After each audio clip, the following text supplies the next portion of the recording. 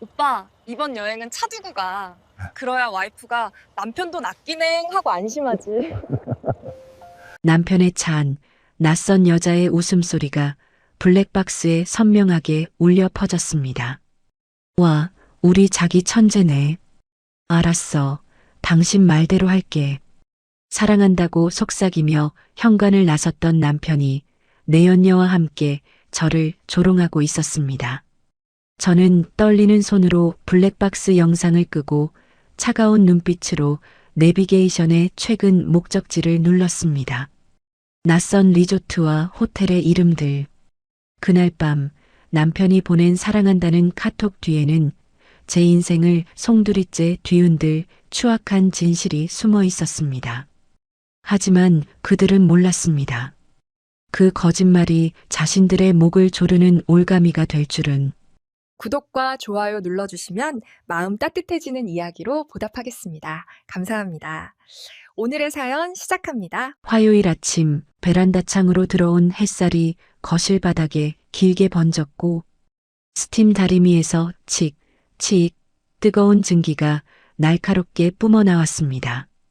민석은 콧노래를 흥얼거리며 셔츠깃을 빳빳하게 세웠고 저는 식탁에 앉아 커피잔을 두 손으로 감싸주며 아무렇지 않은 얼굴을 만들었죠.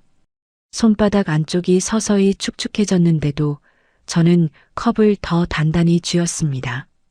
오늘 아침은 평소라는 껍데기가 너무 반짝였습니다. 오늘따라 웬일이야? 직접 다림질도 하고. 저는 커피를 한 모금 넘기며 목소리를 최대한 평평하게 눌렀습니다. 민석은 흠칫 어깨를 들썩였고 다림질판 위에서 셔츠가 살짝 구겨지는 소리가 났지만 그는 곧바로 사람 좋은 미소를 끼워 맞췄습니다. 제 입가도 반사적으로 따라 올라갔지만 턱관절이 미세하게 뻣뻣해지는 걸 저는 느꼈어요. 저 미소는 나에게 보여주는 게 아니라 자기 자신에게 확인받는 표정 같았습니다. 이번 출장 중요하잖아. 거래처 미팅 때 깔끔하게 보여야지.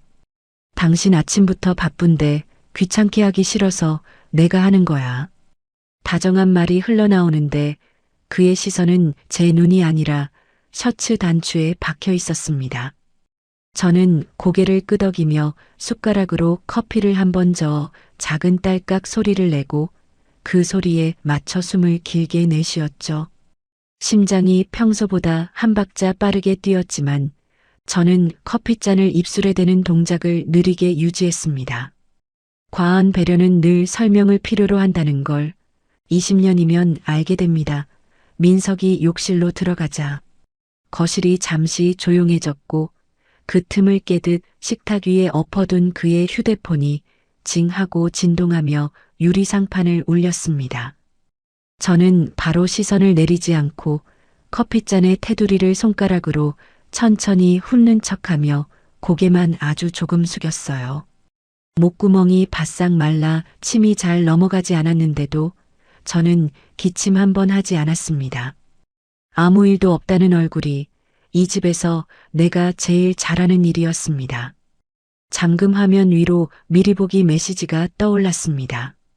오빠 공항에서 여권은 그대로 글자가 햇빛에 반사되어 더 선명하게 번쩍였고 제 손끝은 차갑게 식어가며 커피잔의 온기와 따로 놀았습니다. 저는 잔을 살짝 들어 올려 한 모금 마시는 척하며 화면을 본 사실을 제 표정에서 지워내려 애썼죠. 위장이 작게 뒤틀리듯 수축했고 어깨가 저도 모르게 안쪽으로 말렸습니다. 지금 확인하고 싶은 건 메시지가 아니라 내가 얼마나 바보였는지의 정도였습니다. 그때 욕실 문이 덜컥 열리는 소리가 들렸고 저는 커피잔을 내려놓는 속도를 일부러 일정하게 맞췄습니다. 민석은 젖은 머리를 수건으로 털며 나오더니 식탁 위 휴대폰을 낚아채듯 집어 주머니에 넣었고 그 손놀림은 평소보다 유난히 급했습니다. 저는 입가를 얇게 올려 응하고 대답하는 척했지만 목 뒤가 서늘하게 굳어가는 느낌이 들었죠. 저건 습관이 아니라 단속이었습니다. 현관에서 구두 주걱으로 신발 뒤축을 구겨넣던 민석이 불쑥 말했습니다. 나 이번엔 차 안 가져가려고. 공항 주차비도 비싸고 올 때 피곤해서 운전하기 힘들 것 같아서 그냥 리무진 버스 타고 갈게. 차는 지하에 잘 세워뒀어. 저는 고개를 크게 끄덕이며 그래, 잘 생각했네 하고 부드럽게 받아쳤고 손은 식탁 아래에서 무릎을 꼭 눌러 떨림을 눌렀습니다. 배 안쪽이 꾹 눌린 듯 답답했지만 저는 말끝을 흔들지 않았어요. 차를 두고 간다는 말이 절약이 아니라 지워야 할 기록처럼 들렸습니다. 조심해서 다녀와. 저는 민석의 등 뒤로 손을 한번 흔드는 아내의 예의를 끝까지 갖췄습니다. 도어락이 삑하고 잠기는 소리가 울리자마자 저는 숨을 한꺼번에 토해내며 식탁 모서리를 짚었고 손가락 관절이 하얗게 질렸죠. 다리가 잠깐 풀렸지만 저는 주저앉지 않으려고 허리를 세웠습니다. 지금 쓰러지면 그는 돌아와도 내가 예민했다로 끝낼 겁니다. 커튼 뒤로 몸을 숨기고 창밖을 내려다보니 민석이 캐리어를 끌고 아파트 정문을 향해 걸어가며 휴대폰을 귀에 대고 웃고 있었습니다. 멀리서 들리지 않는 웃음인데도 제 귀에는 마치 가까이서 들리는 것처럼 울리는 느낌이 들었고 속이 은근히 울렁거렸어요. 저는 커튼을 손가락 2마디만큼만 열어 시야를 좁히며 관찰이 아니라 일상인 척 눈을 천천히 움직였습니다. 저 웃음이 내 앞에서는 왜 그렇게 아꼈는지 그 이유부터 알고 싶었습니다. 버스가 시야에서 사라지자마자 저는 현관 신발장 문을 열었습니다. 손끝에 닿은 보조차 키의 금속은 차갑고 단단했는데 그 감촉이 이상하게도 정신을 붙잡아줬습니다. 저는 키를 손바닥 안에 감춘 채 현관 거울 앞에서 머리카락을 한번 정리하는 척했고 가슴이 빠르게 들썩이는 걸 억지로 숨을 길게 내쉬며 눌렀죠. 지금은 따지는 시간이 아니라 확인하는 시간입니다. 엘리베이터 버튼을 누르는 손이 살짝 미끄러질 정도로 땀이 맺혔지만 저는 손바닥을 코트 옆선에 한번 문지르고 아무렇지 않은 표정으로 숫자 지하 2층을 눌렀습니다. 내려가는 동안 귀에는 엘리베이터 기계음만 웅웅 울렸고 그 소리 사이로 아까 스팀 다리미의 치익이 기억처럼 끼어들었습니다. 입술 안쪽을 살짝 깨물자 짠맛이 돌았지만 저는 시선을 정면에 고정했습니다. 내가 흔들리면 증거도 흐려집니다. 지하 2층 주차장은 서늘했고 콘크리트에서 올라오는 눅눅한 냄새가 코에 달라붙었습니다. 텅 빈 공간에 제 발자국 소리가 크게 울릴 때마다 저는 어깨를 펴고 걸음 속도를 일정하게 맞췄지만 심장은 발바닥에서부터 쿵쿵 올라왔죠. 구석 기둥 뒤에 민석의 검은 세단이 얌전히 서 있었고 저는 보조차 키를 쥔 손을 주머니 안에서 한 번 더 꽉 쥐었습니다. 차가 남아있다는 건 오늘의 거짓말이 아직 진행 중이라는 뜻입니다. 운전석 문을 열고 앉는 순간 시트에 밴 그의 스킨 냄새 사이로 낯선 달콤한 향수 향이 얇게 겹쳐졌습니다. 저는 창문을 조금 내리는 척하며 숨을 깊게 들이마셔 표정을 정리했고 목울대가 한번 크게 움직일 만큼 침이 모였습니다. 손끝이 떨려 시동 버튼을 누르기까지 1초가 길게 느껴졌어요. 내 코가 먼저 알고 있었다는 사실이 제일 모욕적이었습니다. 내비게이션 화면이 켜지며 푸른빛이 손등을 비췄고 최근 목적지 버튼 위에서 제 손가락이 잠깐 멈췄습니다. 저는 화면을 닦는 척 엄지로 유리 표면을 쓸어 지문을 정리했고 숨을 아주 조용히 들이켜 떨림을 목 안쪽으로 숨겼죠. 손끝은 차가운데 등줄기에는 얇은 땀이 배어 나왔습니다. 이 버튼을 누르는 순간 되돌아갈 구실이 사라질 겁니다. 목적지 목록이 뜨자 저는 눈을 크게 뜨지 않으려고 눈꺼풀에 힘을 뺐습니다. 인천공항 장기주차장 더 플라자, 리조트 양평 카페 멜로 청담점 회사와 관련된 곳은 없었고, 날짜는 제가 친정에서 하룻밤 자고 온 그 주말과 정확히 겹쳤죠. 저는 당황한 얼굴을 만들지 않으려 입꼬리를 안쪽으로 잠깐 끌어당긴 채 제 휴대폰을 꺼내 하나하나 초점을 맞춰 촬영했습니다. 어깨가 돌처럼 굳었지만 사진은 이상하게 또렷하게 찍혔습니다. 내가 믿었던 말들이 전부 좌표로 남아 있었습니다. 저는 룸미러 뒤 블랙박스 쪽으로 손을 뻗었다가 손목을 한번 털어 긴장을 푸는 척했습니다. SD카드를 바로 뽑는 대신 화면을 터치해 주행 중 녹화 폴더를 열었고 그 과정에서 숨소리가 새지 않게 입을 다물어 뺨 안쪽으로 당겼습니다. 귀가 순간 예민해져 주차장 환풍기 소리까지 또렷하게 들렸어요.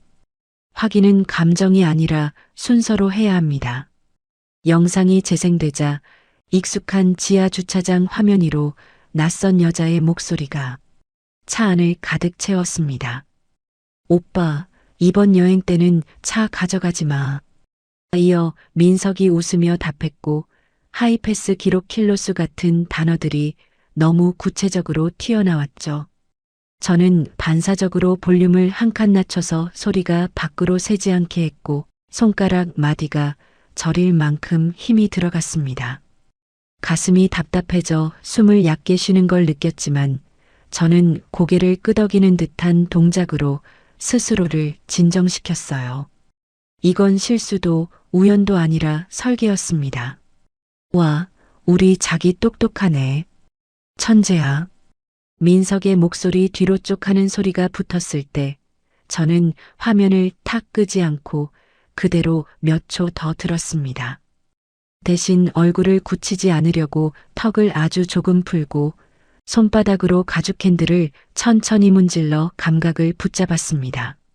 목구멍이 꽉 막힌 듯 했지만 저는 억지로 한번 삼켰고 그 삼킴이 목 안을 긁고 내려갔죠. 지금 멈추면 나는 또 모른 척으로 돌아가게 됩니다. 저는 SD카드를 뽑아 조심히 손바닥에 올려두었고 보조차 키와 함께 주자 금속과 플라스틱의 차가운 감촉이 서로 부딪혔습니다. 가방에서 노트북을 꺼내 조수석에 펼치며 저는 숨을 고르고 겉으로는 할 일 하는 사람처럼 화면 각도를 반듯하게 맞췄습니다. 입술을 꽉 깨무니 피맛이 아주 옅게 돌았고 손가락 끝은 여전히 떨렸지만 움직임은 느리지 않았습니다. 증거는 모으는 순간부터 내 편이 됩니다. 파일 전송바가 초록색으로 천천히 차오르는 동안 저는 아까 거실에서 들리던 스팀 다리미의 치익을 다시 떠올렸습니다. 그 소리를 머릿속에서 지우듯 저는 노트북 키보드 옆을 손수건으로 한번 닦는 척하며 표정을 정리했죠. 심장이 뛰는 리듬이 귀까지 올라와 쿵, 쿵 울렸지만 저는 화면만 바라보고 고개를 끄덕였습니다. 지금의 나는 아내가 아니라 기록을 남기는 사람입니다. 전송 완료 알림음이 짧게 울렸고 그 소리가 주차장에 더 크게 퍼진 것처럼 느껴졌습니다. 저는 SD카드를 작은 지퍼 파우치에 넣어 가방 깊숙이 밀어넣고 보조차 키는 손바닥에서 굴려 주머니 안쪽에 다시 숨겼습니다. 그리고 곧바로 민석에게 전화하지 않고 제 휴대폰 메모장에 딱 한 줄을 적었습니다. 출장 끝나는 시간 확인 공항 도착 기록 대비. 손끝이 아직 차가웠지만 글자는 흔들리지 않았어요. 지금 내가 할 작은 선택은 소리가 아니라 준비였습니다. 그날 밤 저는 거실 불을 모두 끄고 식탁 조명 하나만 켜둔 채 노트북 앞에 앉았습니다. 노란 조명이 식탁 모서리에만 둥글게 고이고 나머지 집은 잉크처럼 가라앉아 있었죠. 저는 등을 곧게 세워 앉아 잠깐 확인만 하는 사람처럼 화면을 정면으로 바라봤지만 어깨 뒤쪽 근육이 바싹 굳어 있었습니다. 조용한 집이 아니라 숨소리를 숨기기 좋은 집이 된 느낌이었습니다. 노트북 화면에는 카드사 홈페이지에 실시간 승인 내역 창이 떠 있었습니다. 마우스 커서가 세로 고침 위에 걸려 있고 제 검지 끝이 미세하게 떨리며 패드를 긁었습니다. 입안이 텁텁해서 혀끝이 윗니 뒤를 잡고 훑쳤지만 저는 물을 마시지 않았습니다. 커피잔은 낮부터 그대로 식탁 한쪽에 놓인 채였고 그 찻잔에 식은 입술 자국이 괜히 눈에 밟혔죠. 내가 참고 있는 건 목마름이 아니라 확인의 순서였습니다. 로딩원이 뱅글뱅글 돌다가 멈추는 순간 화면 최상단에 새로운 내역 한 줄이 떠올랐습니다. 인천공항 면세점 해외 일시불 485만 원. 485만 원. 숫자가 푸른 화면에서 차갑게 떠 있었고 저는 웃는 척 숨을 코로 짧게 내뿜었습니다. 생활비 10만 원 줄이겠다고 전단지를 펼쳐놓고 비교하던 손이 떠오르자 속이 쓰리게 조여왔어요. 저는 턱을 살짝 치켜들어 표정을 다잡고 손톱으로 패드 모서리를 한번 눌러 눌림 자국을 남겼습니다. 돈이 아니라 우습게 본 정도를 계산하게 되는 숫자였습니다. 바로 그때 식탁 위 제 휴대폰이 드르륵 하고 진동했습니다. 화면에 뜬 이름은 민석. 저는 즉시 받지 않고 잠깐 화면을 내려다보는 시간을 1초 더 벌었습니다. 몸이 먼저 알고 있었습니다. 문자였다가 메시지였다가 결국 그의 말투로 정리된 한 줄이 떠 있었습니다. 여보, 거래처 사장님 사모님들이 선물 샀어. 좀 비싼 거라. 출혈이 크네. 나중에 회사에서 경비 처리해준대. 걱정 마. 걱정 마 끝에 느낌표가 눈에 박혔습니다. 저는 답장을 쓰는 척 키보드를 두드리다가 아무 글자도 입력하지 않은 채 커서를 깜빡이게만 놔뒀어요. 손바닥이 뜨끈해졌다가 다시 차갑게 식었고 입술 안쪽을 살짝 깨물자 짠맛이 돌았습니다. 걱정 말라는 말은 들키지 않을 자신이 있다는 말처럼 들렸습니다. 저는 새 창을 열었습니다. 브라우저의 하얀 여백이 켜지자 그 빛이 제 눈동자에 잠깐 번졌고 저는 눈을 가늘게 떠서 흔들림을 감췄습니다. 낮에 블랙박스에서 들었던 단어들이 머릿속에서 나뉘어 떠다녔죠.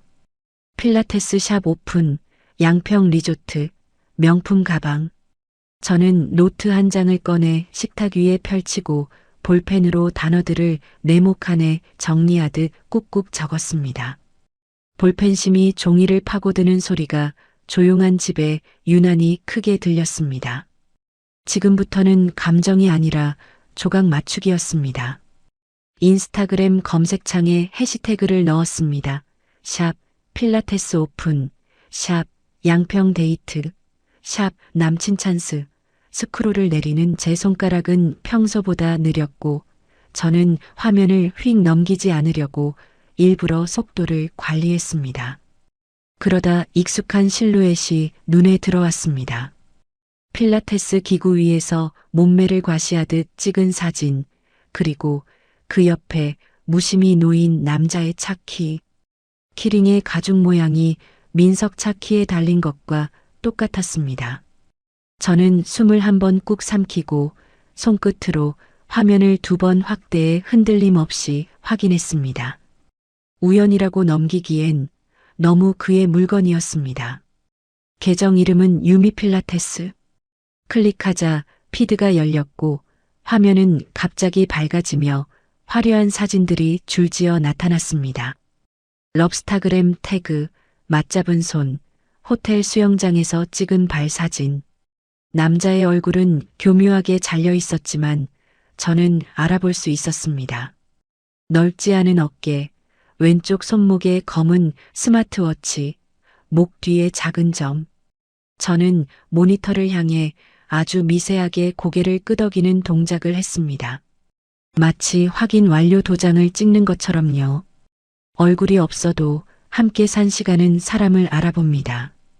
재미있게들 노네.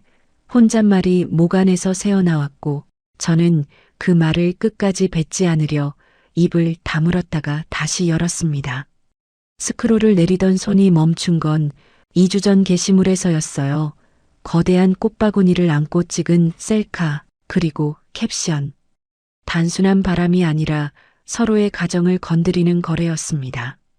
저는 사진을 확대했습니다. 꽃바구니 리본 글씨를 읽으려고 손끝으로 화면을 밀어 끌어당기듯 확대를 반복했죠. 화질이 깨져 흐릿했지만 눈을 가늘게 떠 한 글자씩 더듬었습니다. 태성건설 자재팀 김도윤 과장. 김도윤. 저는 노트 위에 김도윤 3글자를 적고 그 옆에 태성건설 4글자를 다시 적었습니다. 볼펜을 누르는 힘이 세서 종이가 살짝 울었고 손목이 저릿해졌지만 저는 멈추지 않았습니다. 이름이 생기는 순간 이야기는 사람이 아니라 상대가 됩니다. 그때 휴대폰 화면에 남편이라는 이름과 함께 영상 통화 요청이 떴습니다.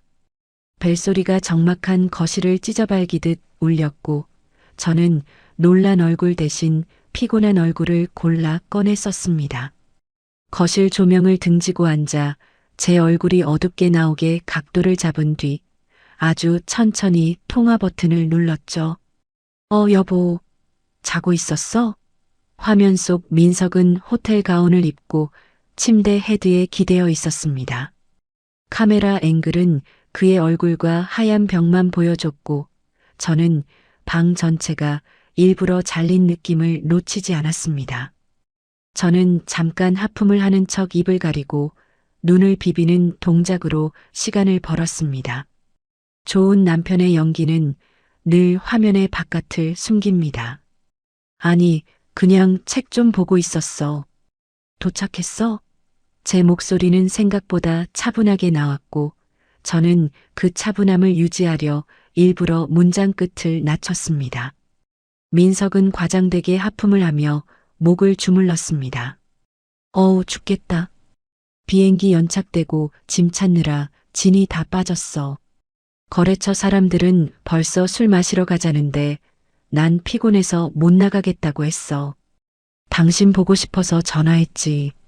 저는 고개를 끄덕이며 웃는 척했지만 웃음이 입가에서만 멈추고 눈까지 올라가지 않았습니다. 왼손은 화면 밖에서 노트의 김도윤을 손끝으로 한번 쓸어내렸죠. 그는 피곤으로 빠져나가고 나는 기억으로 들어갑니다. 그 순간 민석의 너머에서 싸앙 하는 물소리가 아주 희미하게 들렸습니다. 샤워기 물줄기 소리. 저는 일부러 눈썹을 살짝 올려 놀란 척했고 목소리는 가볍게 만들었습니다. 무슨 소리야? 비와? 민석의 동공이 순간 흔들렸고 화면이 살짝 흔들렸습니다. 그는 급히 카메라 각도를 바꾸며 말을 더듬었죠. 밖에 비 오나 봐. 스콜인가? 동남아 날씨가 원래 이렇잖아. 저는 웃는 척 그렇구나 하고 고개를 끄덕이며 손가락으로 노트에 작은 동그라미를 하나 더 그렸습니다. 물소리 샤워. 볼펜 끝이 종이를 긁는 사각거림이 제 귀에 선명했습니다. 거짓말은 늘 계절도 모릅니다. 피곤할 텐데 얼른 자. 나도 잘게. 저는 상대를 배려하는 아내의 말투를 끝까지 유지했고 민석은 사랑해를 붙여 통화를 마무리했습니다. 저는 유미의 인스타그램으로 돌아갔습니다. 프로필 사진 테두리에 붉은 원이 반짝였고 손끝이 저절로 그 원을 눌렀죠. 스토리가 재생되는 순간 화려한 호텔 라운지 조명이 화면을 가득 채웠습니다. 테이블 위에는 아까 승인 내역에서 본 485만 원짜리 명품 가방이 놓여 있었고 샴페인 잔 2개가 짠하고 부딪혔습니다. 저는 숨을 들이마시며 표정을 굳히지 않으려고 어깨를 한번 뒤로 펴고 턱을 살짝 내렸습니다. 영상 구석에 호텔 가운 소매가 잠깐 스쳤습니다. 방금 민석이 입고 있던 것과 똑같은 소매. 저는 손가락으로 화면을 멈췄다가 다시 재생했고 그 짧은 프레임을 2번 더 확인했습니다. 손끝이 떨렸지만 저는 화면을 확대하는 동작을 최대한 천천히 했어요. 내가 직접 본 건 이제 의심이 아니라 확인입니다. 벽시계를 올려다보니 새벽 2시였습니다. 저는 내일 아침이라는 말을 입으로 하지 않고 휴대폰 캘린더를 열어 알람을 하나 설정했습니다. 내일의 나는 울면서 움직이지 않을 겁니다. 조용히 먼저 움직일 겁니다. 다음 날 아침 눈을 떴을 때 몸이 물먹은 솜처럼 눌어붙어 있었습니다. 창문 틈으로 들어온 차가운 공기가 볼을 스치는데도 이불 밖으로 팔을 빼는 게 버거웠죠. 식탁 위에는 어젯밤 출력해둔 종이들이 모서리를 세운 채 흩어져 있었고 저는 잠옷 소매로 눈가를 한 번 훔치며 아무 일도 없는 아침처럼 천천히 걸어갔습니다. 울고 붙잡을 시간은 지나갔고 이제는 살아남을 순서를 정해야 했습니다. 노트북을 열자 푸른 화면 불빛이 얼굴 아래쪽을 비쳤습니다. 키보드에 손을 올리자마자 손끝이 얼어있는 듯 둔했고 저는 손가락 관절을 한번 꺾어 풀어낸 뒤 엑셀을 켰습니다. 커피잔을 입에 대는 척만 하고 내려놓으며 화면을 정리하는 사람의 자세를 유지했죠. 감정은 다 써버렸고 남은 건 숫자였습니다. 내역을 옮겨 적던 손가락이 카드 번호 앞자리에서 멈췄습니다. 5480. 순간 숨이 짧게 끊겼고 저는 모니터와 제 얼굴 사이 거리를 아주 조금 더 벌렸습니다. 개인 카드가 아니라 회사 법인 카드. 저는 스크롤을 위로 올리면서도 손가락 끝이 자꾸 키보드 가장자리를 긁었습니다. 바람이 아니라 회사 돈으로 상을 차리고 있었습니다. 미쳤어. 말이 입 밖으로 나오기 전에 목 안쪽에서 먼저 긁혔고 저는 그 소리를 삼키듯 다시 가라앉혔습니다. 최근 6개월 내역을 훑자 접대비, 복리후생비라는 단어들이 번듯한 글씨로 정렬돼 있었고 그 줄들이 유미의 여행 날짜들과 착착 맞물려 돌아갔습니다. 저는 메모지에 날짜를 적고 옆에 골프장 양평, 오마카세 청담, 상품권 백화점처럼 연결선을 그었습니다. 볼펜이 종이를 긁는 소리가 방 안에 유난히 크게 울렸죠. 머릿속에서는 해고, 감사 형사 같은 단어가 따로 설명 없이 튀어나왔고 이 순간부터 문제는 배신이 아니라 사건이었습니다. 만약 민석이 횡령으로 구속되면 그 문장이 머릿속에서 끝까지 완성되자마자 저는 숨을 들이마셨다가 제대로 내쉬지 못했습니다. 그때 유미의 인스타그램 알림이 떴습니다. 저는 물기 닦던 손을 멈추고 화면을 눌렀습니다. 공사 중인 상가 내부 사진, 저는 화면을 한 번 더 눌러 확대했습니다. 목이 타들어가는데도 침이 안 나왔고 혀끝이 입천장을 마른 종이처럼 긁었습니다. 법인카드로 선물하고 이제는 삶까지 바꿔주겠다는 얼굴이었습니다. 그 큰 돈이 어디서 났는지 생각이 미처 끝나기도 전에 손이 먼저 움직였습니다. 주거래 은행 앱, 민석의 공인인증서 로그인. 저는 얼굴을 찡그리지 않으려고 눈썹에 힘을 풀고 손끝만 더 하얗게 질리도록 휴대폰을 잡았습니다. 대출 관리 탭을 누르는 순간 손가락이 화면을 세게 눌러 미세하게 떨렸죠. 답은 늘 숨긴 곳에 아니라 진행 중에 있었습니다. 주택담보대출 상담 내역 신청 진행 중. 신청 금액 2억 원. 담보 물건 현재 거주 중인 아파트. 저는 숨이 들이켜진 채로 목에서 멈췄고 배가 밧줄로 조여진 것처럼 뒤틀렸습니다. 천장을 똑바로 올려다봤습니다. 이 집이 우리 집이 아니라 담보로 바뀌는 소리가 났습니다. 내 동의 없이는 불가능한데.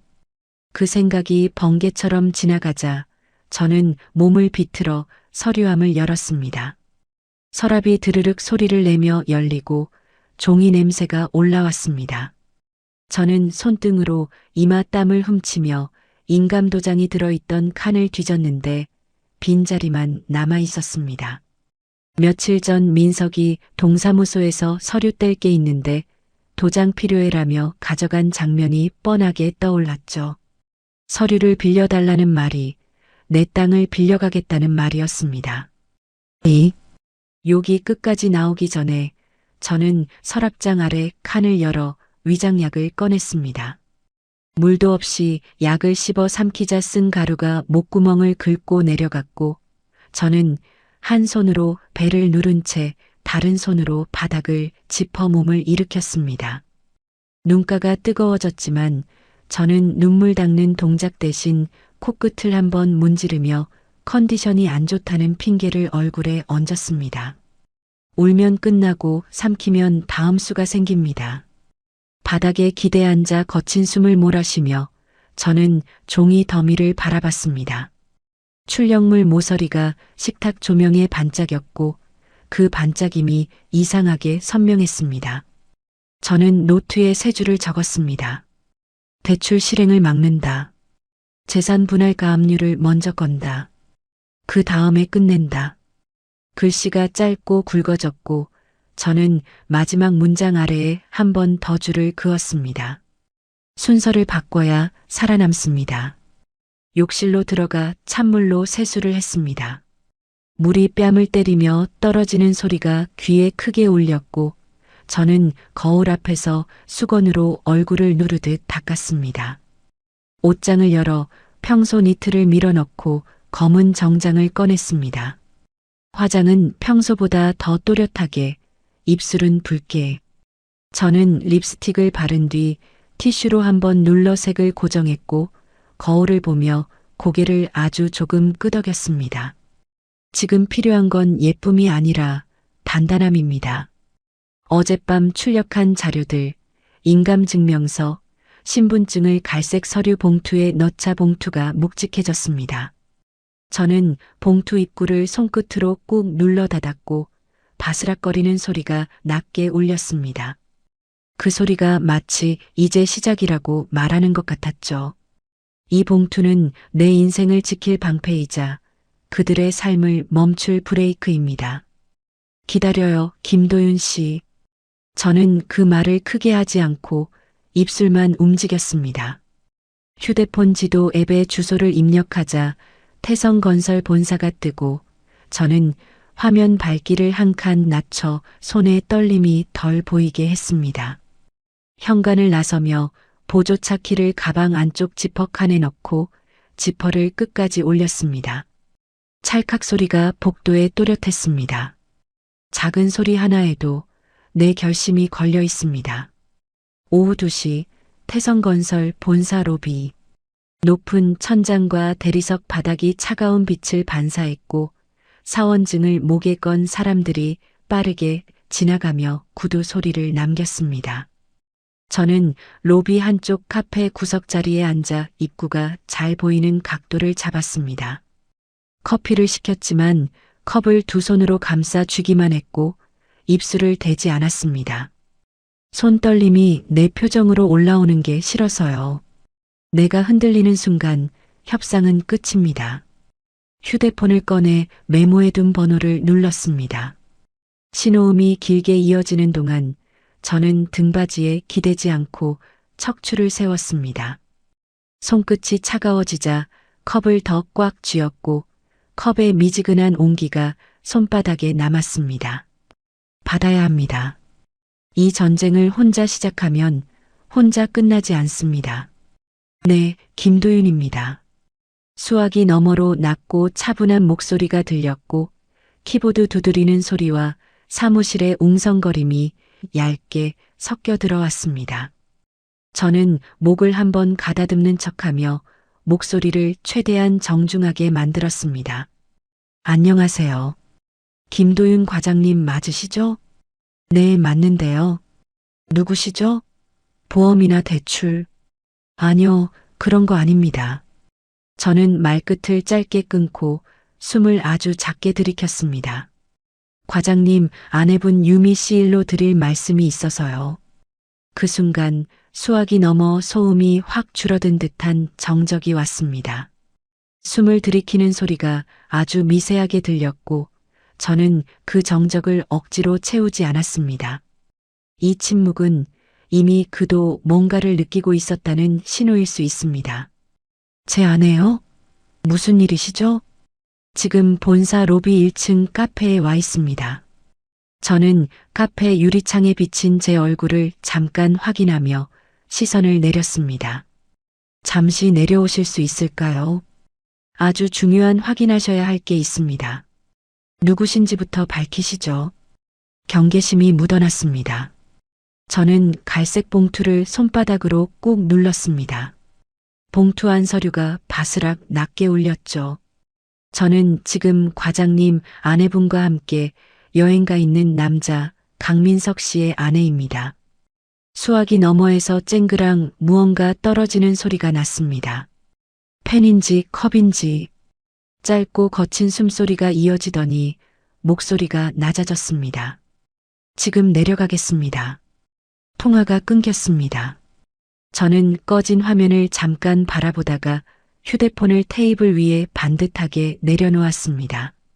손바닥이 젖어 있었지만 저는 티슈로 닦는 대신 손가락을 천천히 오므렸다 폈습니다. 회전문이 돌 때마다 로비의 바람이 약하게 스쳤고 제 심장도 그 리듬에 맞춰 한 박자씩 올라왔습니다. 이제부터는 진실이 아니라 계약의 시간입니다.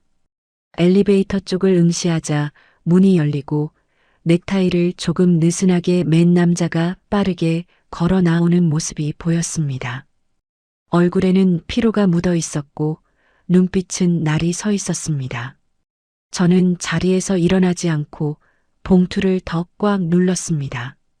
그리고 마음속으로 아주 작은 선택을 하나 굳혔습니다. 첫 마디는 울분이 아니라 대출부터입니다. 저는 알았습니다. 이 전쟁은 이제 막 시작됐다는 걸요. 태성건설 로비 카페의 에어컨 바람이 유난히 차갑게 느껴졌어요. 맞은편에 앉은 김도윤 과장은 막 현장에서 돌아온 듯 구두에 흙먼지가 묻어 있었고 넥타이도 비스듬히 흐트러져 있었습니다. 그는 저를 보자마자 미간을 깊게 찌푸리며 의자를 거칠게 빼서 앉았죠. 경계심과 피로감이 뒤섞인 눈빛이었습니다. 당신 누구입니까? 유미 씨 일이라니 그게 무슨 소리예요? 그는 컵에 담긴 물을 단숨에 들이키며 물었어요. 목젖이 크게 울렁거리는 게 보였습니다. 불안하다는 신호였죠. 저는 대답 대신 테이블 위에 가져온 서류 봉투를 올려놓았습니다. 툭 하는 둔탁한 소리가 카페의 소음 사이를 정확히 갈랐어요. 인사치레는 생략하죠. 김도윤 씨, 혹시 2주 전에 아내분께 회사 이름으로 꽃바구니 보내신 적 있나요? 도윤의 눈동자가 흔들렸습니다. 그는 입술을 달싹이다가 퉁명스럽게 대꾸했죠. 그게 왜 궁금합니까? 결혼기념일이라 보냈습니다. 그게 뭐 잘못됐습니까? 그 꽃바구니 유미 씨가 인스타그램에 올리셨더라고요. 해시태그는 럽스타그램이었고 그 사진 댓글에는 제 남편이 사랑해라고 적었더군요. 저는 봉투에서 첫 번째 증거물 유미의 인스타그램 캡처본을 꺼내 그 앞으로 조용히 밀어놓았습니다. 도윤은 믿을 수 없다는 듯 종이를 낚아채 들여다봤어요. 그의 얼굴이 순식간에 불그락푸르락 달아올랐죠. 이거 합성입니까? 당신 뭐야? 어디서 이런 장난질이야? 내 아내 그런 사람 아니야. 그가 씩씩거리며 자리에서 벌떡 일어났습니다. 주변 사람들의 시선이 우리 테이블로 쏠렸죠. 하지만 저는 눈 하나 깜짝하지 않고 그를 올려다보았습니다. 앉으세요. 쪽팔린 줄 아셔야죠. 지금 소리 지를 때가 아닐 텐데요. 제 차분하고 서늘한 목소리에 기세가 꺾인 그는 다시 털썩 주저앉았어요. 저는 두 번째 증거, 양평 리조트 예약 내역과 어제 올라온 호텔 수영장 사진을 꺼내 테이블 위에 펼쳤습니다. 여기 수영장 사진 속 남자 손목 보이시죠? 이 시계 제 남편 예물 시계입니다. 그리고 이 여자의 손, 네일아트 디자인. 김도윤 씨가 아침에 보고 나온 아내분 손이랑 똑같지 않나요? 도윤의 시선이 사진 속 네일아트에 고정됐습니다. 파란색 큐빅이 박힌 화려한 디자인이었죠. 부정할 수 없는 아내의 손이었습니다. 그의 손이 덜덜 떨리기 시작하더니 들고 있던 종이가 바스락거리며 구겨졌어요. 붉었던 얼굴은 어느새 잿빛으로 변해 있었습니다. 아, 그는 깊은 탄식을 내뱉으며 머리를 감싸 쥐었습니다. 거친 숨소리가 입 밖으로 새어나왔죠. 억지로 외면해 오던 의심이 확신으로 바뀌는 순간 남자의 자존심은 눈앞에서 산산조각 나는 듯 했습니다. 저는 그에게 휴지를 한 장 건네며 잠시 기다렸어요. 그가 무너지도록 내버려 두는 것, 그것도 제 전략의 일부였습니다. 한참을 고개 숙이고 있던 그가 젖은 눈으로 고개를 들었습니다. 눈빛이 달라져 있었죠. 배신감은 곧 살기로 변해 있었습니다. 그는 주머니에서 휴대폰을 꺼내 잠금을 풀더니 제 앞에 툭 던졌습니다. 보세요. 이게 뭐죠? 아니, 그 여자가 쓰던 태블릿 PC입니다. 제가 예전에 사준 건데 로그아웃을 안 해놨더군요. 설마 했는데 당신이 가져온 게 사실이었네요. 저는 그가 내민 화면을 들여다봤습니다. 카카오톡 대화 내용이 떠 있었죠. 민석 오빠, 자기야. 이번 여행 끝나면 바로 정리할게. 와이프한테 줄 위자료 없어? 재산 다 빼돌려놓고 몸만 나가라고 할 거야. 유미공주 응 오빠, 나도 그 인간한테 한 푼도 안 줄 거야. 양육권? 웃기지 마라 그래. 애 딸린 이혼남 싫어. 그냥 애는 그쪽이 키우라고 하고 우린 새 출발하자. 민석 오빠 그래. 대출 받은 걸로 자기 샵부터 제대로 차리자. 사랑해. 활자 하나하나가 송곳이 되어 제 눈을 찔렀어요. 위자료를 주지 않기 위해 재산을 빼돌리겠다는 계획, 양육권을 짐짝처럼 떠넘기겠다는 말들. 피가 거꾸로 솟는다는 말이 무슨 뜻인지 그제야 실감이 났습니다. 이 개자식들이 사람을 바보로 하나? 저도 모르게 욕설이 튀어나왔어요. 도윤은 주먹으로 테이블을 쾅 내려쳤습니다. 커피잔이 요란하게 흔들렸죠. 지금 당장 비행기 표 끊겠습니다. 가서 다 뒤집어 엎고 죽여버릴 겁니다. 그가 벌개진 눈으로 일어서려는 순간 제가 다급하게 그의 팔목을 낚아챘습니다. 제 손에 힘이 들어갔죠. 앉으세요. 가서 죽이면요? 감옥 가실 거예요? 그럼 남은 아이는요? 그리고 저것들이 빼돌린 재산은 누가 찾아요? 제 일갈에 그가 멈칫했습니다. 숨이 거칠게 오르내렸죠. 지금 가서 난리치면 저 인간들 오히려 좋아할 겁니다. 증거 인멸할 시간 주는 거고 재산 숨길 핑계 주는 거예요. 김도윤 씨, 돈 잃고 가정 잃고 전과자까지 될 겁니까? 도윤이 거친 숨을 몰아쉬며 저를 노려보았습니다. 하지만 그 눈빛 속에 담긴 것은 분노만이 아니었어요. 도움을 요청하는 절박함이 섞여 있었죠. 그는 천천히 다시 자리에 앉았습니다. 그럼 어떻게 합니까? 그냥 보고만 있어요? 아니요. 더 확실하게 밟아줘야죠. 감정이 아니라 현실로요. 저는 테이블 위에 제 서류 봉투와 그의 태블릿을 나란히 놓았습니다. 그리고 낮게 분명하게 말을 이었습니다. 저 대기업 감사팀 출신입니다. 횡령 잡고 돈 쫓는 게 제 전공이에요. 제 남편은 회사 법인카드로 당신 아내 명품 사주고 다녔습니다. 이거 횡령죄로 엮을 수 있어요. 도윤의 눈이 크게 떠졌습니다. 횡령이요? 네. 하지만 지금 터뜨리면 안 됩니다. 회사가 알면 남편 재산부터 압류 들어올 거고 그러면 저나 당신이나 위자료 한 푼 못 받아요. 순서가 중요하죠. 저는 차가운 물을 한 모금 마셔 목을 축였습니다. 그리고 낮고 또렷한 목소리로 계획을 깔끔히 꺼냈어요. 첫째, 귀국하는 날까지 모른 척합니다. 둘째, 그들이 가장 방심하고 돌아오는 날 각자의 집에서 동시에 증거를 터뜨리죠. 셋째, 이혼 도장과 재산 포기 각서부터 받아냅니다. 넷째, 모든 법적 절차가 끝나고 재산이 확보되면 그때 남편을 횡령으로 회사에 찌릅니다. 도윤은 멍하니 제 말을 듣고 있다가 이내 천천히 고개를 끄덕였습니다. 억울함이 조금씩 걷히고 서늘한 이성이 돌아오는 게 보였죠. 유미 그 여자 명의로 된 차명 계좌가 하나 있습니다. 생활비 준다고 만들었는데 거기로 딴 주머니 찬 것 같아요. 제가 내역 뽑아보겠습니다. 좋아요. 그거면 아빠 카드로 충분해요. 세금, 탈세 문제까지 걸고 넘어지면 꼼짝 못할 겁니다.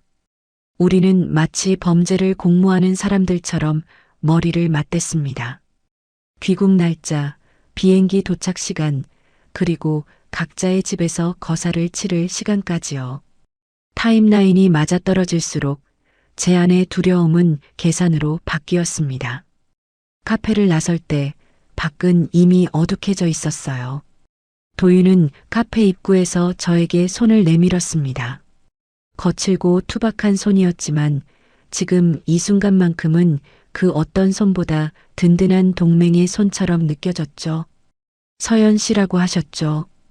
우리 이번 주말에 지옥을 선물해 줍시다. 네.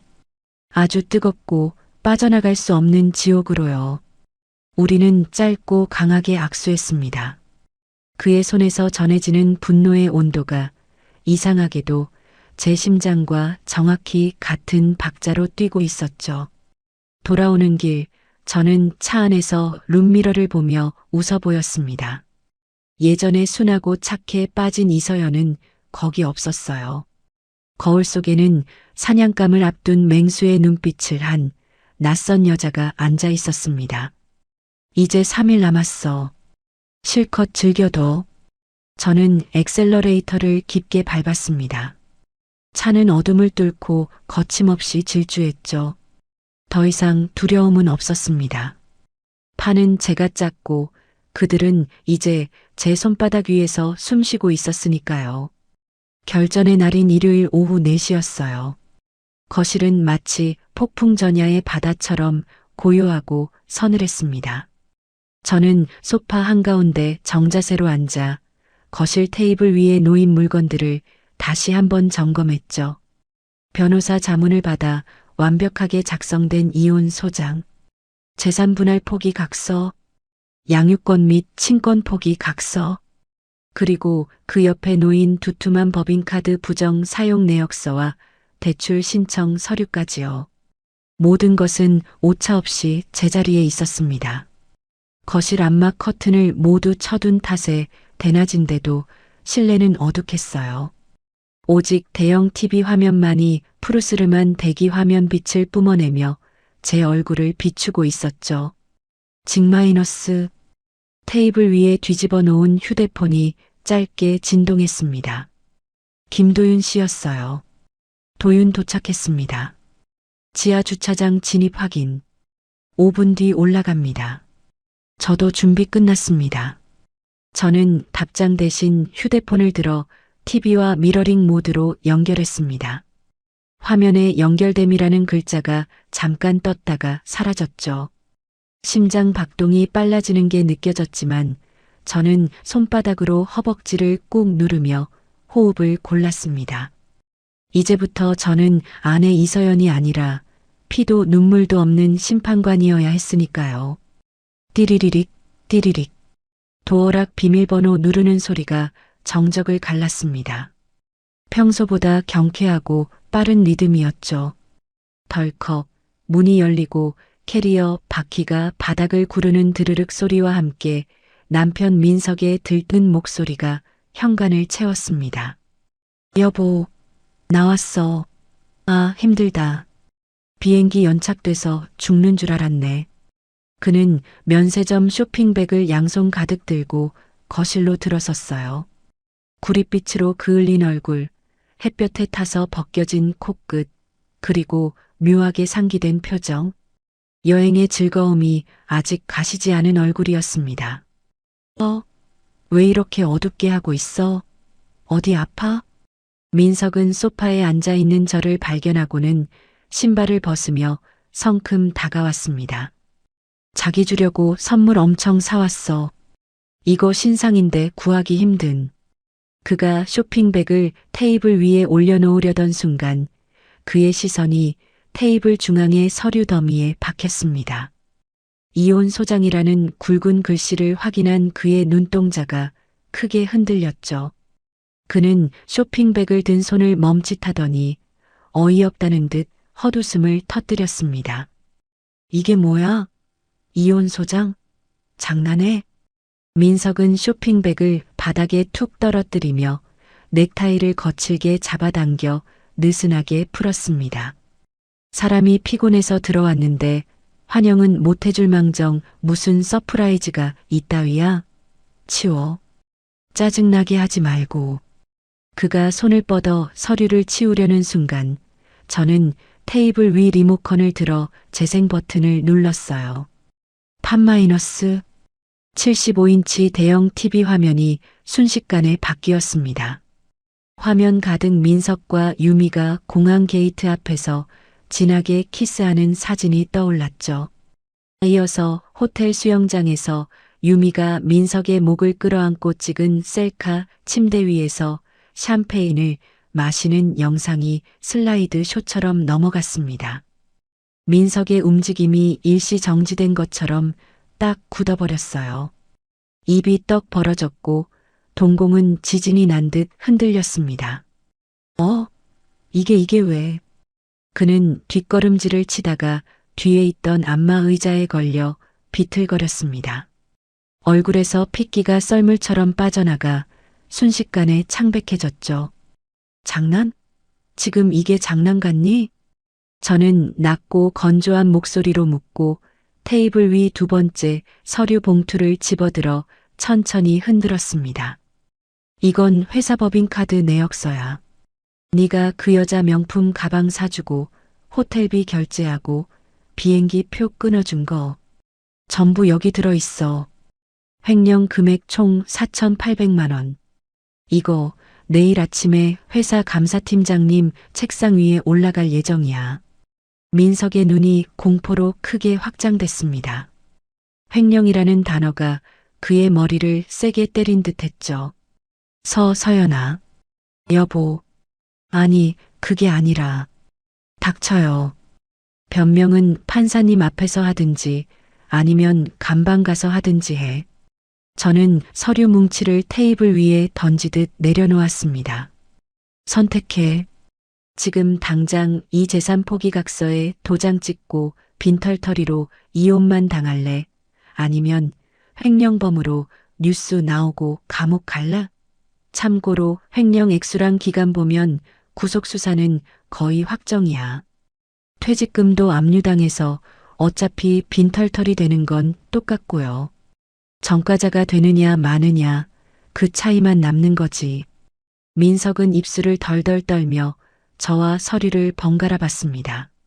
상황이 믿기지 않는지 식은땀을 비오듯 흘렸어요. 나한테 왜 이래 한 번만 봐줘. 내가 잘못했어. 그냥 잠깐 실수였어. 정리하려고 했단 말이야.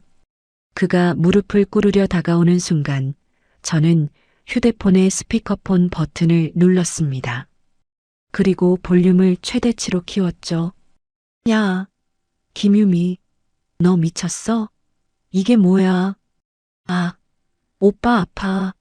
이거 나 잘못했어. 이 걸레 같은 년이 내 등골 빼먹어서 그 새끼랑 놀아나? 내가 너 죽이고 감방 간다. 우당탕. 무언가 부서지는 소리와 함께 여자의 찢어지는 비명이 거실을 가득 채웠습니다. 도윤 씨의 집 상황이 생중계되고 있었던 거예요. 유미의 목소리를 알아들은 민석의 얼굴이 흑빛으로 변했습니다. 들리지요? 지금 네가 사랑하는 유미 씨, 남편한테 머리채 잡히고 쫓겨나는 소리야. 저쪽 남편이랑 나랑 다 합의했거든. 너희 둘 오늘 제삿날이라고. 저는 팔짱을 끼고 차갑게 그를 내려다봤습니다. 그쪽은 물리적으로 조지는 중이고 나는 법적으로 조지는 중이야. 강민석, 넌 누구한테 죽을래? 나야 아니면 회사야? 민석은 바닥에 주저앉아 덜덜 떨리는 손으로 바짓단을 움켜쥐었습니다. 그의 눈에서 눈물이 주룩주룩 흘러내렸지만 그건 반성의 눈물이 아니었어요. 사회적 지위와 직장, 돈이 한순간에 날아갈 수 있다는 공포의 눈물이었죠. 여보 제발 회사에는 말하지 마. 나 잘리면 갈 데 없어. 이 나이에 전과자 되면 진짜 끝이야. 제발. 그가 무릎으로 기어와 제 발목을 잡으려 했습니다. 저는 혐오스러운 벌레를 피하듯 발을 뒤로 뺐어요. 그러니까 찍으라고. 재산, 양육권 다 포기하고 몸만 나가겠다고. 그럼 회사에는 비밀로 해줄게. 물론 거짓말이었습니다. 하지만 지금 그에게는 그 썩은 동아줄이라도 잡아야 산다는 희망이 필요했죠. 또 도장 어디 있어? 민석은 콧물과 눈물로 범벅이 된 얼굴로 테이블 위를 허우적거리며 펜을 찾았습니다. 손이 너무 심하게 떨려 펜을 2번이나 떨어뜨렸어요. 저는 그 꼴을 말없이 지켜보았습니다. 10년을 함께 살았던 남자의 밑바닥을 보는 기분은 통쾌하기보다 비참하고 역겨웠습니다. 여기 똑바로 찍어. 인감도장 위치 맞춰서요. 제가 서류를 내밀자 그는 내용을 읽어보지도 않고 미친 사람처럼 도장을 찍어대기 시작했습니다. 쾅, 쾅, 쾅. 붉은 인주 자국이 종이 위에 박힐 때마다 제 가슴 속에 맺혀있던 응어리도 하나씩 터져나가는 느낌이었습니다. 살려줘. 잘못했어. 아. 스피커폰 너머에서 유미의 비명소리가 클라이맥스로 치닫자 민석은 그 소리에 쫓기듯 마지막 장에 서명을 마쳤습니다. 그는 힘이 풀린 듯 펜을 놓치고 바닥에 머리를 박으며 오열했어요. 다 찍었어. 이제 된 거지? 회사에는 말 안 할 거지? 그가 고개를 들어 저를 올려다봤습니다. 비굴하고 애처로운 눈빛이었죠. 저는 서류를 챙겨 파일철에 넣으며 싸늘하게 미소 지었습니다. 글쎄요. 내 기분에 달렸는데 일단 당장은 참아볼게요. 아, 그리고 저는 현관을 손가락으로 가리켰습니다. 짐 싸서 나가. 이 집 이제 내 거야. 비밀번호 바꿀 거니까 10분 안에 사라져요. 민석은 망치로 머리를 맞은 듯 멍한 표정을 지었습니다. 하지만 제가 다시 휴대폰을 들어 어딘가로 전화를 거는 신용을 하자 그는 화들짝 놀라며 바닥에 떨어진 쇼핑백조차 챙기지 못하고 현관으로 기어가다시피 도망쳤습니다. 쾅 마이너스. 현관문이 닫히고 도어락이 잠기는 소리가 났습니다. 저는 그제야 참았던 숨을 길게 내쉬었어요. 다리에 힘이 풀려 소파에 깊이 파묻혔습니다. TV 화면 속에는 여전히 멈춰진 그들의 행복한 사진이 떠 있었고 스피커폰 너머로는 도윤 씨의 거친 숨소리와 유미의 흐느낌만이 들려오고 있었습니다. 끝났어요, 도윤 씨. 제가 나직이 말하자 수화기 너머에서 지친 목소리가 돌아왔습니다. 고생하셨습니다. 이쪽도 정리됐습니다. 저는 천천히 눈을 감았습니다. 완벽한 승리였지만 전쟁터에 남겨진 폐허처럼 가슴 한구석이 서늘했어요.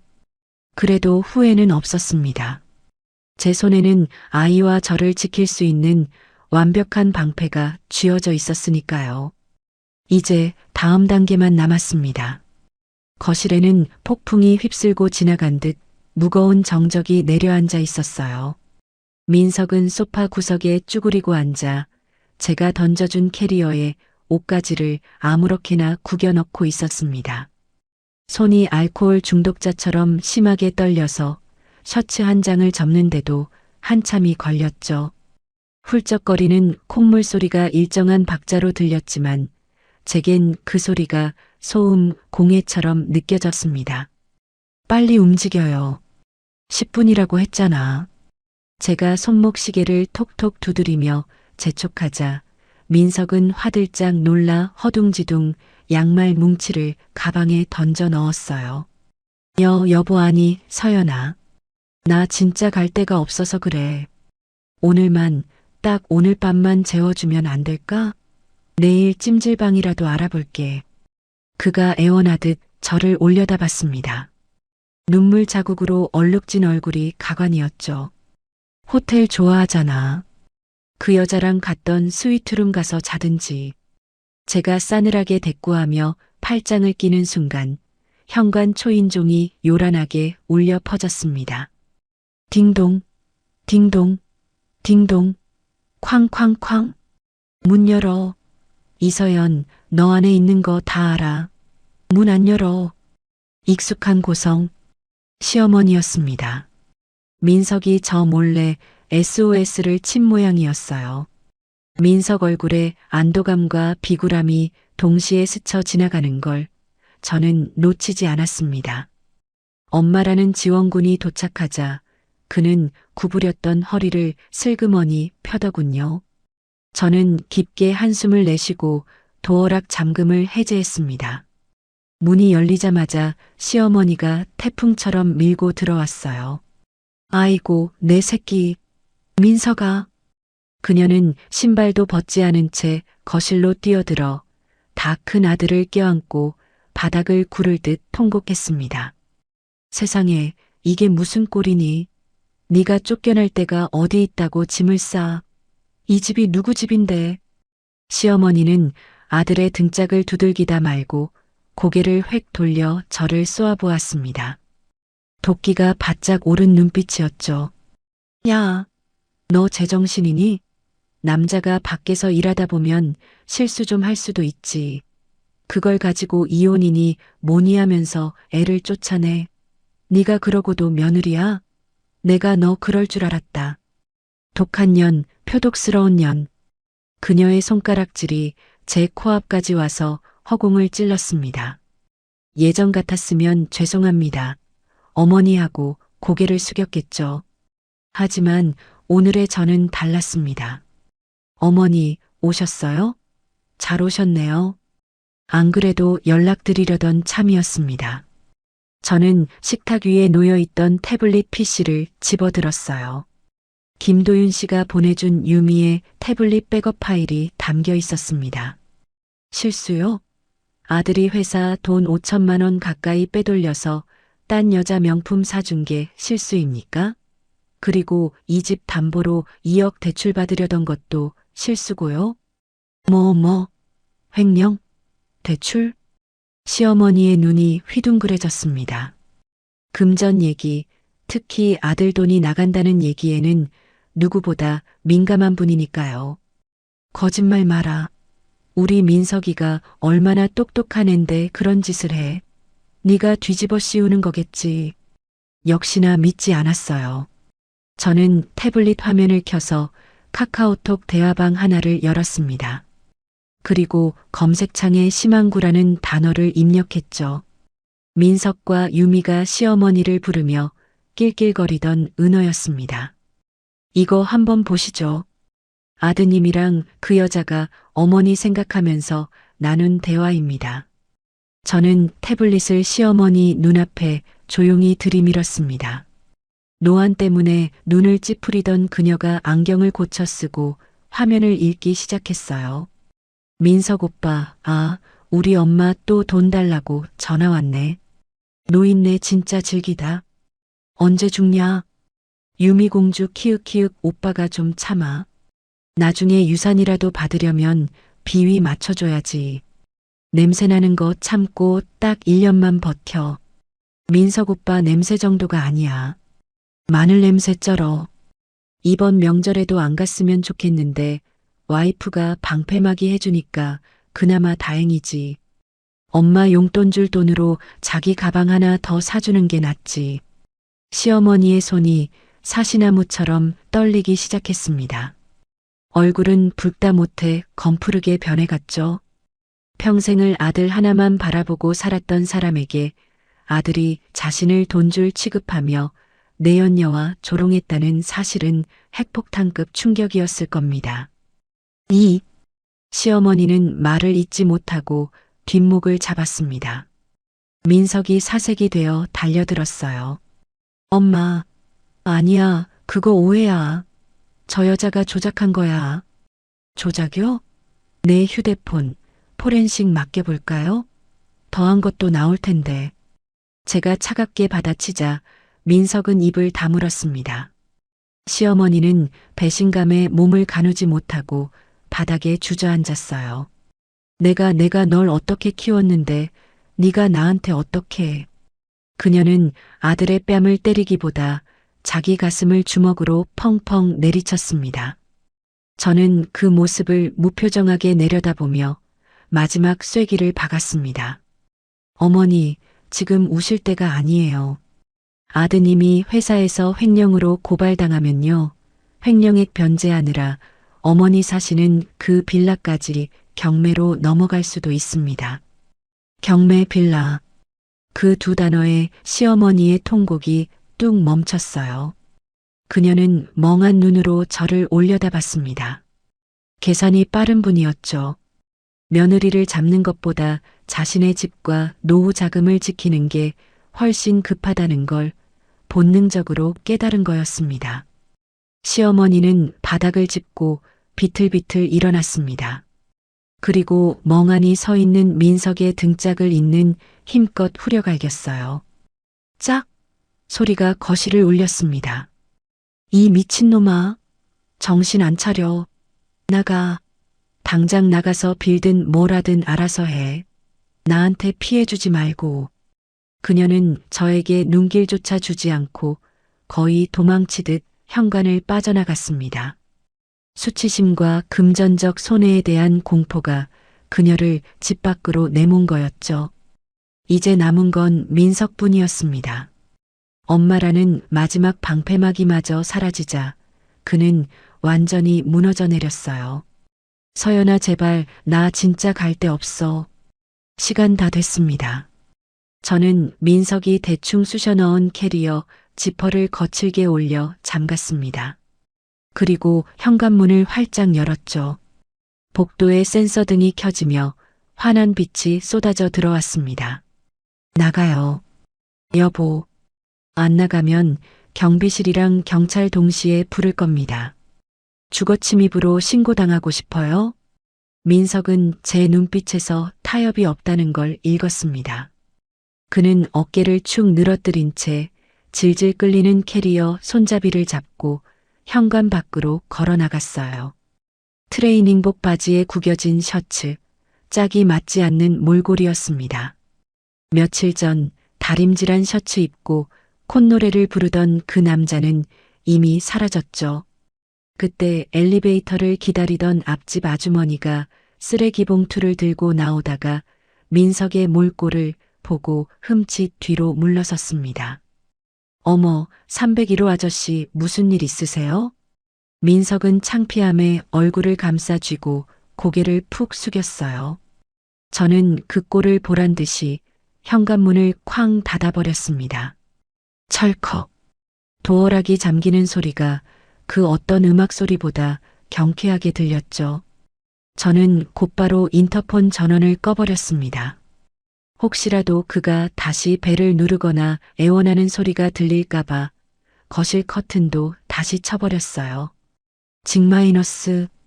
주머니 속 휴대폰이 진동했습니다. 타이밍이 완벽했죠. 김도윤 과장이었습니다. 도윤 방금 유미가 상간녀 소송 취하 조건으로 합의서 썼습니다. 위자료, 재산 분할 다 포기하고 몸만 나갔습니다. 그쪽 상황은 어떻습니까? 문자를 보는 순간 막혀있던 숨통이 트이는 기분이 들었습니다. 승전 보였어요. 저쪽도 이쪽도 완벽하게 끝난 겁니다. 서연 여기도 끝났어요. 방금 분리수거해서 내다 버렸습니다. 고생하셨어요. 저는 휴대폰을 식탁 위에 내려놓고 아이 방으로 향했습니다. 방문을 조심스럽게 열자 헤드셋을 끼고 동화책을 읽는 아이의 뒷모습이 보였어요. 제가 미리 씌워둔 노이즈 캔슬링 헤드셋 덕분에 아이는 밖에서 벌어진 난리통을 전혀 모르는 듯 했습니다. 준우야. 제가 헤드셋을 벗겨주며 부드럽게 부르자 아이가 해맑게 웃으며 돌아보았죠. 엄마, 아빠는? 아빠 왔어? 가슴 한구석이 욱신거렸지만 저는 아이를 꼭 끌어안으며 다정하게 속삭였습니다. 아빠는요, 회사 일이 너무 바빠서 다시 멀리 가셨어요. 당분간은 엄마랑 둘이 지내야 할 것 같아. 우리 준우, 엄마랑 둘이서도 잘할 수 있지요? 응, 나 씩씩해. 아이는 제 품에 얼굴을 비비며 씩씩하게 대답했습니다. 따뜻한 체온이 제 차가운 몸을 조금씩 녹여줬어요. 거실 창밖으로 멀리서 앰뷸런스 사이렌 소리가 희미하게 지나갔습니다. 민석이 어디로 갔는지, 밖에서 울고 있는지 저는 더 이상 궁금하지 않았죠. 쓰레기는 버려졌고 집은 다시 깨끗해졌습니다. 비로소 제 삶의 주도권이 완벽하게 제 손으로 돌아온 순간이었어요. 하지만 아직 마지막 한 발이 남아 있었습니다. 그들이 가장 안심하고 있을 때 터뜨릴 진짜 폭탄이요. 일주일 후 서초동 변호사 사무실의 공기는 유난히 건조하고 서늘했습니다. 창밖에는 봄비가 추적추적 내리고 있었지만 회의실 안은 숨소리조차 들리지 않을 만큼 고요했죠. 저는 맞은편에 앉은 민석을 무표정하게 응시했습니다. 불과 일주일 만에 그는 10년은 늙어버린 듯한 몰골이었어요. 거뭇한 수염, 퀭한 눈동자, 그리고 며칠째 갈아입지 않은 듯한 냄새나는 양복까지요. 한때 깔끔쟁이라 불리던 남자의 흔적은 어디에도 없었습니다. 자, 여기 확인하시고 날인하시면 됩니다. 변호사님이 서류 뭉치를 테이블 중앙으로 밀었습니다. 이혼 합의서, 재산 분할 협의서, 양육권 포기 각서. 민석은 떨리는 손으로 서류를 한 장씩 넘겼습니다. 종이가 넘어가는 소리가 빗소리에 섞여 더 스산하게 들렸어요.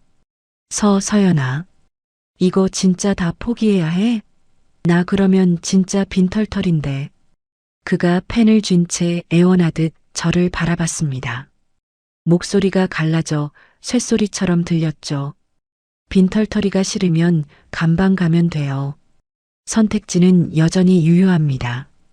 제가 팔짱을 낀 채 짧게 대답하자 민석은 어깨를 움츠리며 입술을 깨물었습니다. 옆에 놓인 휴대폰을 힐끔거리는 게 보였어요. 회사에서 연락이 올까봐 전전긍긍하는 눈빛이었죠. 횡령이 터지면 바로 구속될 수도 있다는 공포가 그의 이성을 꽉 쥐고 있었습니다. 알았어. 찍을게. 대신 약속 지켜. 회사엔 절대 비밀이야. 그는 쫓기듯 인감도장을 꺼내 붉은 인주를 묻혔습니다. 쾅, 쾅, 쾅. 도장이 찍힐 때마다 제 가슴을 짓누르던 바위가 하나씩 부서져 내리는 느낌이 들었어요. 진명의 이전, 예금 양도, 양육비 일시불 지급 공증. 모든 것이 서류상으로 완벽하게 제 것이 되어갔습니다. 마지막 장에 도장을 찍은 민석이 힘없이 의자 등받이에 기대며 깊은 한숨을 내쉬었습니다. 이제 된 거지? 나갈게. 회사 들어가 봐야 해. 그는 도망치듯 자리에서 일어났습니다. 저는 그 뒷모습을 보며 차갑게 미소 지었어요. 그래요. 잘 가요. 다신 보지 맙시다. 사무실 문이 그의 등 뒤로 닫히자마자 저는 변호사님을 향해 고개를 끄덕였습니다. 수고하셨습니다. 등기 이전 신청 바로 진행해 주세요. 최대한 빨리요. 네, 걱정 마십시오. 오늘 중으로 접수 들어갑니다. 건물을 나서자 차가운 빗방울이 우산 위로 또각또각 떨어졌습니다. 저는 휴대폰을 꺼내 저장된 메시지함을 열었어요. 거기엔 도윤 씨가 보내준 민석의 횡령 증거 파일과 유미의 차명 계좌 내역이 정리된 압축 파일이 들어 있었습니다. 수신인 태성건설 감사팀 한라인 익명 제보. 제목 자재팀 강민석 차장의 법인카드 유용 및 횡령 비리 제보. 저는 망설임 없이 전송 버튼을 눌렀습니다. 화면에 전송 완료라는 팝업이 떴어요. 약속은 지켰어, 민석아. 도장 찍을 때까지는 비밀로 해줬잖아. 입가에 비릿한 웃음이 번졌습니다. 재산 분할이 끝난 시점에서 터뜨리는 것, 그게 가장 안전하고 확실한 복수였어요. 이제 회사가 그에게 소송을 걸고 가압류를 걸어도 이미 제 명의로 넘어온 재산은 건드릴 수 없으니까요. 폭탄이 터지는 데는 오래 걸리지 않았습니다. 이틀 뒤 오후 모르는 번호로 전화가 걸려왔어요. 받지 않아도 민석임을 직감했습니다. 수신 차단을 했더니 공중전화나 남의 폰을 빌려 거는 모양이었죠. 저는 가볍게 거절 버튼을 눌러 휴대폰을 뒤집어 놓았습니다. 곧이어 문자 메시지가 쏟아졌습니다. 야, 이서연 너 미쳤어. 감사팀에서 들이닥쳤어. 약속했잖아. 안 한다며. 나 지금 대기 발령 났어. 제발 한 번만 살려줘. 나 이대로 잘리면 퇴직금도 압류되고 고소당해. 나 좀 봐줘 제발. 문자 알림음이 징 끊임없이 울렸습니다. 화면 너머로 그가 발을 동동 구르며 절규하는 모습이 눈에 선했어요. 그런데도 제 마음은 호수처럼 고요했습니다. 인과응보.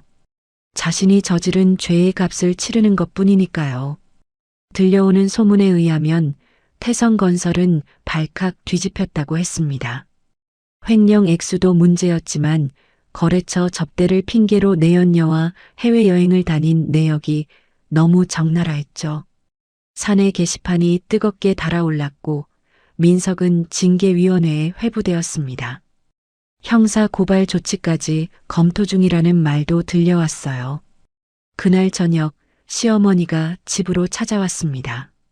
며칠 전과는 다르게 힘이 다 빠진 모습으로 현관문 앞에 주저앉아 있었죠.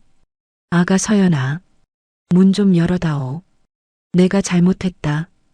우리 민석이 좀 살려주라. 응? 인터폰 화면 속 시어머니는 눈물 콧물을 흘리며 빌고 있었습니다. 하지만 저는 인터폰 수화기를 들지 않았어요. 어머니, 이제 남남입니다. 자꾸 찾아오시면 접근 금지 신청할 거예요. 그리고 아드님 횡령금 갚으시려면 지금 이러고 계실 시간 없을 텐데요. 변호사 비용이라도 마련하러 가세요. 제 냉정한 목소리가 스피커로 흘러나가자 시어머니는 망연자실한 표정으로 현관문을 한참 바라보다가 돌아갔습니다. 더 이상 윽박지르거나 때를 쓸 힘조차 남지 않은 폐잔병처럼요. 유미 쪽 소식도 도윤 씨를 통해 전해 들었습니다. 유미는 빈털터리로 이혼당한 뒤 위자료를 낼 돈이 없어 본가가 있는 지방 소도시로 도망치듯 내려갔다고 했어요. 그런데 도윤 씨가 유미의 불륜과 상간남에게 버림받은 사실을 교묘하게 퍼뜨린 바람에 좁은 동네 바닥에서 얼굴을 들고 다닐 수 없게 되었다더군요. 필라테스 샵이요? 꿈도 못 꾸죠. 동네 슈퍼도 못 가고 방구석에만 박혀 있답니다. 도윤 씨의 건조한 문자를 보며 저는 씁쓸한 커피를 한 모금 삼켰습니다. 한때 사랑이라 믿었던 그들의 불장난은 돈이 떨어지고 현실이 닥치자 서로를 원망하고 저주하는 진흙탕 싸움으로 끝나고 있었죠. 모든 법적 절차가 마무리되고 이혼 확정 판결문이 도착한 날, 저는 도윤 씨를 처음 만났던 그 카페로 향했습니다. 창가 자리에 앉아있던 도윤 씨는 처음 봤을 때보다 안색이 훨씬 좋아 보였어요. 흙먼지 묻은 구두 대신 깔끔한 단화를 신었고 눈빛에 서려있던 살기도 많이 빠져 있었습니다. 오셨어요. 그가 자리에서 일어나 가볍게 목례했습니다. 저도 미소를 지으며 마주 앉았죠. 우리 사이에는 어색하지만 편안한 침묵이 흘렀습니다. 이거 보여드리려고요. 제가 가방에서 이혼 신고 확인서를 꺼내 테이블 위에 놓았습니다. 도윤 씨도 품 안에서 똑같은 서류를 꺼내 제 건 옆에 나란히 올려두었어요. 저도 어제 구청 다녀왔습니다. 등본 떼보니까 깨끗하더군요. 배우자 란이 공란이 된 걸 보는데 기분이 묘했습니다. 그가 씁쓸하게 웃으며 커피잔을 만지작거렸습니다. 후회되지는 않으세요? 제가 묻자 그는 천천히 고개를 저었습니다. 아니요. 썩은 환부를 도려낸 기분입니다. 아프긴 하지만 그대로 뒀으면 제 인생 전체가 썩어 들어갔겠죠. 서연 씨 덕분에 살았습니다. 혼자였으면 감정에 휘둘려 실수했을 겁니다. 저도 마찬가지예요. 도윤 씨 아니었으면 저 혼자 그 증거들 다 못 모았을 거예요. 정말 고생 많으셨습니다. 우리는 서로의 눈을 바라보며 말없는 위로를 건넸습니다. 같은 상처를 공유한 사람만이 아는 연대감이었죠. 하지만 우리는 알고 있었습니다. 이 만남이 마지막이어야 한다는 걸요. 서로의 얼굴을 볼 때마다 끔찍했던 배신과 진흙탕 같은 과거가 떠오를 테니까요. 도윤 씨가 먼저 자리에서 일어났습니다. 이제 각자 자리에서 행복해집시다. 아이 잘 키우시고요. 네, 도윤 씨도요. 건강하세요. 그가 내민 손을 잡았습니다. 거칠지만 따뜻한 손이었어요. 첫 만남의 악수가 복수를 위한 맹세였다면 오늘의 악수는 서로의 앞날을 축복하는 작별이었습니다. 그가 카페 문을 열고 나가는 뒷모습을 저는 한참 바라보았습니다. 딸랑 하는 종소리와 함께 그는 인파 속으로 사라졌죠. 저는 자리에 남아 식은 커피를 마시며 창밖을 내다봤습니다. 비가 그치고 구름 사이로 햇살이 내려오고 있었습니다. 젖은 아스팔트가 반짝반짝 빛났어요. 집으로 돌아온 저는 베란다 문을 활짝 열어 환기를 시켰습니다. 묵은 공기가 빠져나가고 신선한 바람이 거실을 채웠죠. 엄마, 유치원에서 돌아온 준우가 현관으로 뛰어들어왔습니다. 우리 아들 왔어? 저는 아이를 번쩍 안아 올렸어요. 아이에게서 나는 비누 냄새와 땀 냄새가 좋았습니다. 엄마, 오늘 유치원에서 그림 그렸어. 이거 봐. 준우가 내민 스케치북에는 저와 준우가 손을 잡고 웃고 있는 그림이 그려져 있었습니다. 아빠의 자리는 비어 있었지만 그림 속 우리는 그 어느 때보다 환하게 웃고 있었죠. 와, 정말 잘 그렸네. 우리 준우 최고다. 저는 아이의 볼에 뽀뽀를 해주며 마음속으로 결심했습니다. 이 아이의 웃음을 지키기 위해서라면 저는 앞으로도 얼마든지 악역이 될 수 있다고요. 남편의 흔적이 지워진 집은 생각보다 넓고 쾌적했습니다. 저는 휴대폰을 들어 중고거래 앱을 켰습니다. 민석이 아끼던 골프채, 양주, 그리고 게임기 사진을 찍어 올렸죠. 판매 급처합니다. 상태 최상, 쿨거래 시 내고 가능. 게시글을 올리자마자 채팅 알림이 연달아 울리기 시작했습니다. 저는 입꼬리를 살짝 올리며 답장을 보냈어요. 이 물건들을 판 돈으로 준우와 함께 진짜 여행을 떠날 생각입니다. 거짓말로 얼룩진 출장이 아니라 온전히 우리 둘만의 추억을 쌓을 수 있는 진짜 여행이요. 이제 제 인생의 내비게이션은 재설정을 마치고 새로운 경로 안내를 시작하고 있었습니다. 합의 이혼 후 2달이라는 시간이 흘렀습니다. 계절은 어느덧 봄의 끝자락을 지나 초여름의 문턱을 넘고 있었죠. 거실 창문을 활짝 열자 눅눅한 습기 대신 보송보송하고 싱그러운 아카시아 향이 집 안으로 밀려 들어왔습니다. 저는 식탁에 앉아 따뜻하게 데운 우유와 프렌치 토스트를 먹고 있는 준우를 바라보았어요.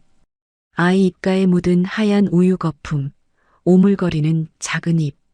그 평화로운 풍경 뒤로 더 이상 남편의 눈치를 보거나 숨막히는 긴장감을 견딜 필요가 없다는 사실이 아직도 가끔은 꿈처럼 느껴졌습니다. 엄마, 이거 진짜 맛있다. 내일 또 해줘. 준우가 엄지손가락을 치켜 세우며 활짝 웃었습니다. 예전 같았으면 아빠 깨니까 조용히 먹자라며 먼저 눈치를 봤을 텐데 지금은 그럴 필요가 없었죠. 그럼요. 100번도 더 해줄 수 있지요. 많이 먹어, 우리 아들.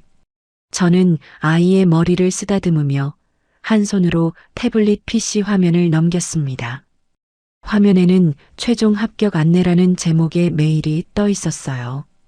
결혼 전 경력을 살려 지원했던 중견기업 감사팀에서 온 메일이었습니다. 10년의 공백을 딛고 다시 이 대리가 아니라 이 과장으로 복귀하는 첫걸음이었죠.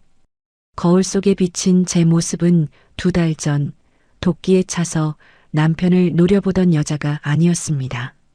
화장기 옅은 얼굴이지만 눈빛은 단단했고 어깨는 당당하게 펴져 있었어요.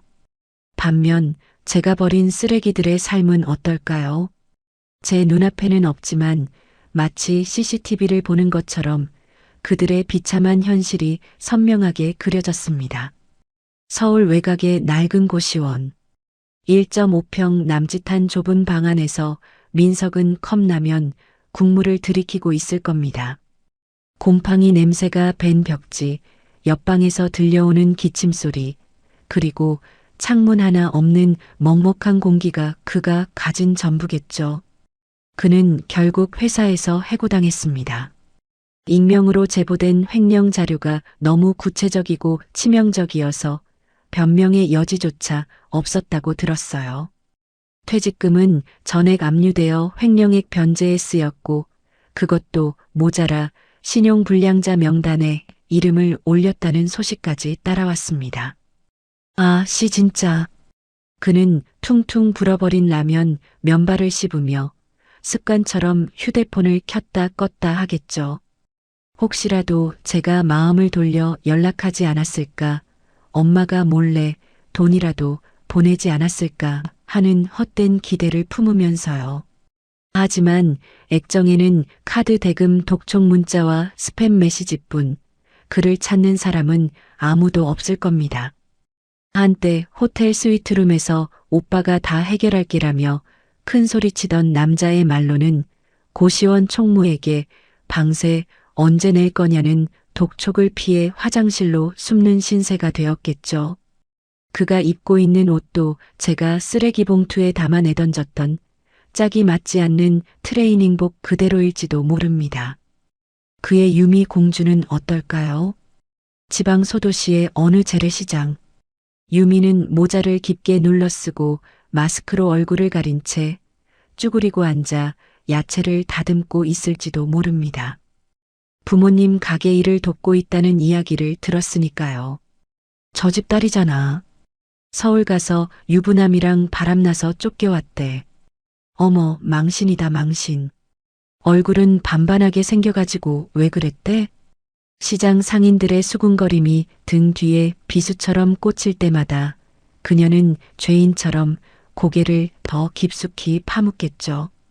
도윤 씨가 흘린 소문은 발없는 말이 되어 천리를 갖고 유미는 동네에서 완전히 고립됐을 겁니다.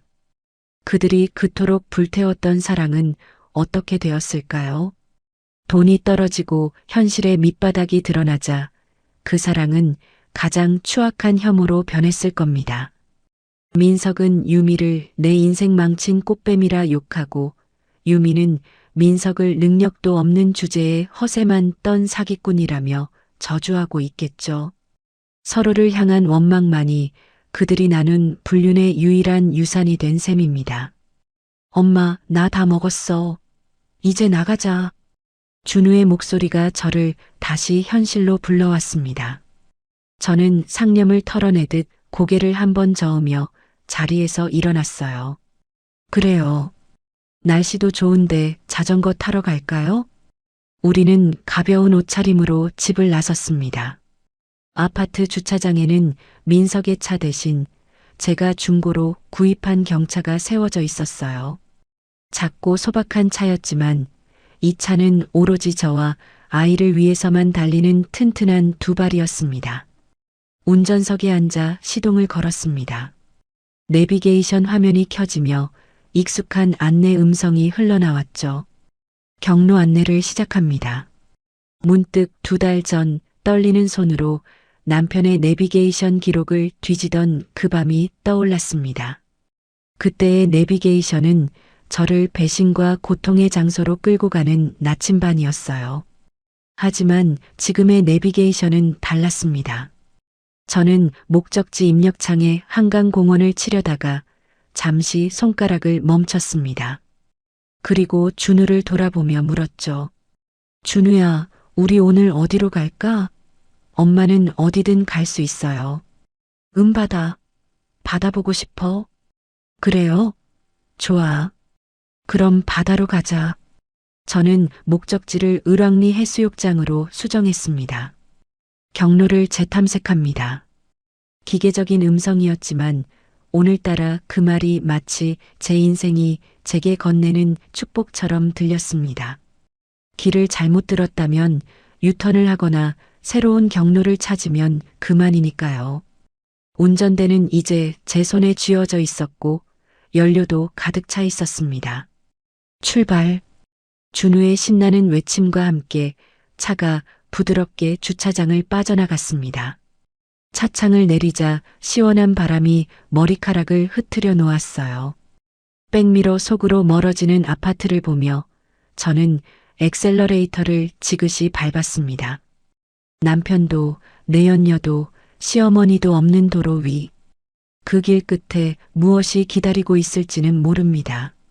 하지만 적어도 그 길은 거짓말과 기만으로 얼룩진 샛길이 아니라 제가 직접 선택하고 책임지는 탄탄대로일 겁니다.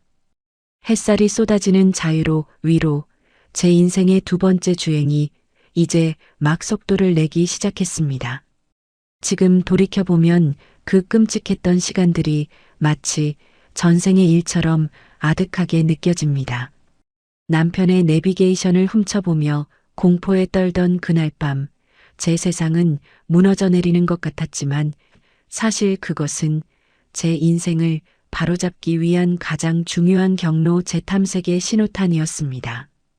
최고의 복수는 그들을 처절하게 응징하는 것에서 끝나는 게 아니라 그들이 없는 제 삶이 보란 듯이 완벽하고 행복해지는 것이란 걸 이제는 분명히 압니다.